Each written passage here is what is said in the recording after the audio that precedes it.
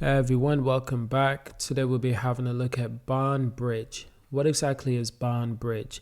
This is a crypto that's been around since 2020 and it had a really good initial starting price around 2020.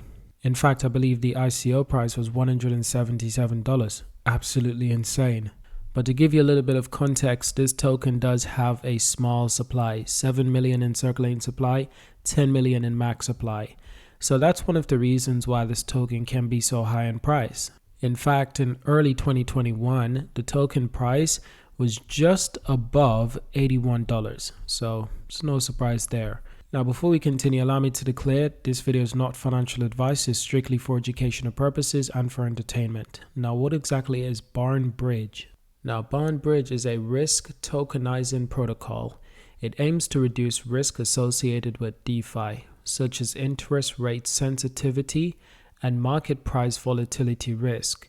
Now, by letting users select a risk profile, BarnBridge can redistribute risk via tokenization, liquidity trances. Now, BarnBridge does this with a smart yield and smart alpha product, all of which address a specific DeFi risk category. Now, the continued development of dApps is provided by the core team and governed by the community through the BarnBridge DAO. Now, that's a little bit of an intro for you on BarnBridge. But if truth to be told, we're also trying to understand the smart yield. It offers a fixed or leveled variable yield on their stablecoins through integration with lending markets like Compound and AV.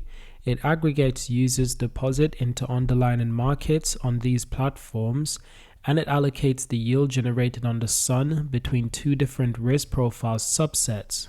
Now, users are able to deposit funds into either junior or senior pool in exchange. Now, visually, this is just a representation of what that looks like. So these aggregate holdings are then deposited into a specific oriented lending market, Compound. It goes on to teach us that senior locks in a fixed rate yield upon entering their side of the pool. Now, the fixed rate is determined by underlying market rates as well as ratioed between existing seniors and juniors. The yield that is allocated to any given senior pool depositor is allocated directly from the junior pool. That is to say, the yield exists in a system from the moment the senior bonds question is minted. Now, if you do want to get more information on this, that can be simply done. They've got some brilliant information on introducing you to senior bonds, overview, senior API, some more technical things as well, but that's not really essential for this video. What we do want to focus on is a time lapse or a roadmap. Now, obviously, the idea came about in 2019, but the project was initially launched in August 2020. Now, staking was released later that year, and bond tokens were released as well. Bond for bond staking contract release in November 2020, and BarnBridge DAO was announced in 2020 November as well. Now, as for the smart yield, that was just last year in February 2021. That was finalized and audit smart yields. It was officially launched in March 2021 and along with the Junior Token Incentive Program as well. Now, the interesting part about all of this is that there hasn't been any recent roadmap updates because, as you can see, that stopped sometime last year around September for some reason. I'm not too sure why, but it's not really a good look in my opinion. They are quite active on Twitter. As you can see, they've been tweeting up until July the 15th. So that's a good place to connect with people in the protocol and get a reference of what's going on in the ecosystem. Some of the latest news was actually back in February this year, a long time ago. BarnBridge partners with Optimism to launch Smart Alpha Pool for Synthetic and Chainlink. Now, essentially what they wanted to say is that the Smart Alpha is now integrated and was launched on the Optimism blockchain. One of the key goals is lowering barriers for entry for people looking forward to hedge or leverage their assets. The high gas fees on Ethereum Layer 1 makes it prohibitive for both the average retail investor to use a Smart Alpha and for the cost associated with ePosh advancements on current mainnet pools. Now, here's where it gets interesting, of course. Optimism offers lower gas fees, low latency, greater throughput, and a world-class developer and user experience. It also sees tremendous growth and liquidity over the past several months. That's pretty damn good. Well, like I said, this news is quite old, since February this year, so I'm not too sure if it's relevant to you.